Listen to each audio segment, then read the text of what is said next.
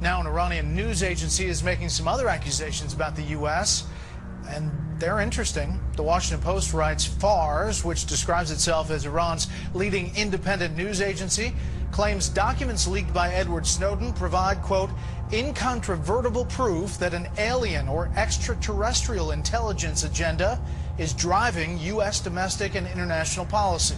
Plus, what was in the skies over Jerusalem? And why did it stop over one of the most treasured sites in Christianity? We've seen them in Mississippi like this, but never like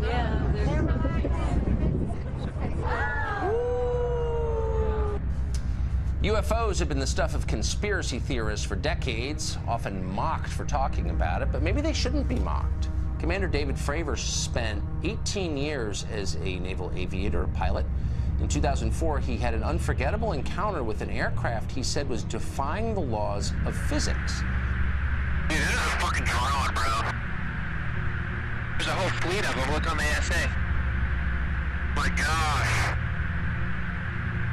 They're all going against the wind. The wind's 120 knots from the west. The whole thing, dude.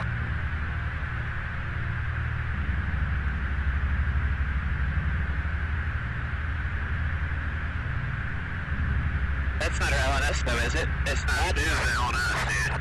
Well, if there's like... Look at that thing. It's rotating.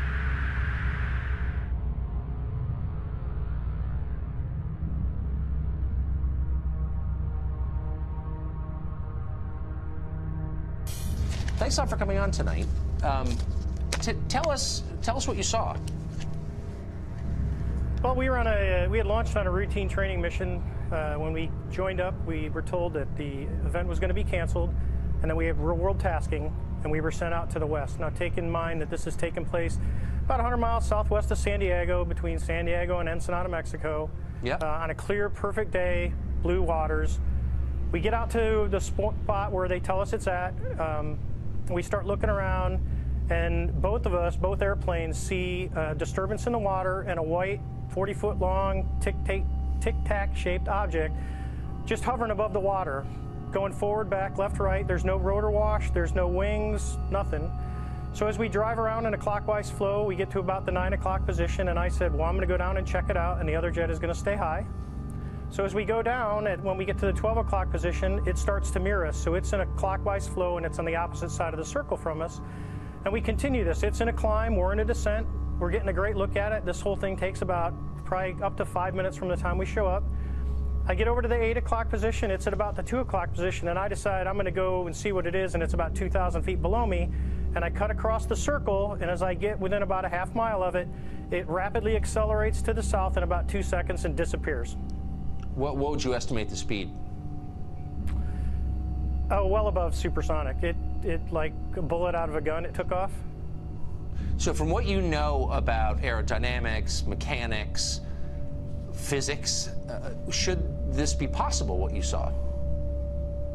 Not with the technology that we have today. Not at all. Even now, even 13 years later, is there anything that you know of capable of this kind of behavior? No, there's nothing I know of. I mean, when we saw the video with the IR, it has no exhaust, no discernible things of anything form of propulsion. And this thing came from a dead hover over the water, just kind of moving around, to a climb up to about 12,000 feet to rapidly accelerating away in a climb, and in less than 2 seconds it was gone. And you figure you're talking 50 miles of visibility, and you can easily see an object that size easily out to 10 miles, and it just disappeared in seconds.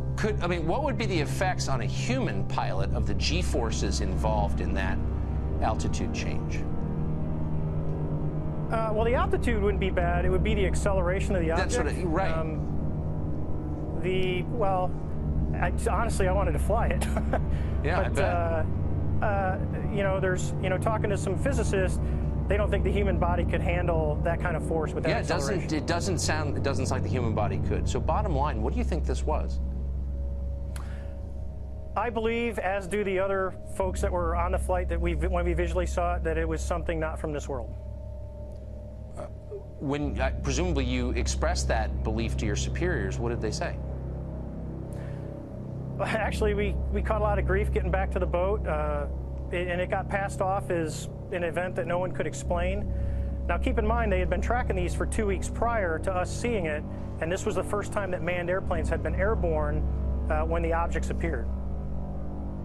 This feels like a really big story to me. It's not exactly clear why Vladimir Putin's more interesting than this. I think this seems like a big deal. And Commander, I appreciate your taking the time to talk to us about it. You seem sober and believable, and I appreciate it. Why, thank you very much, Doctor. Line today, and it probably will not be long before you come across footage of a UFO in the skies over Jerusalem. Now it is sparking intense debate on the internet. Trace Gallagher following this live from our West Coast News. So the question is, what was that UFO? What was it doing over Jerusalem? And, you know, is he back? Yeah, and that is the question, by the way, Megan, because, you know, critics, it's difficult for them to dismiss this because there are so many different angles. We've got 4 different videos, all from various perspectives, showing this light above the Dome on the Rock. In Jerusalem, the Temple Mount, of course, we know, which is a holy site for both Jews and Muslims. You see the shining ball of light, right? It's above there. It's kind of, well, they just froze it and I really can't see it now. But there it is right there. It's at the top of the screen. Yeah. It's up there and it hovers, kind of a pulsating orb.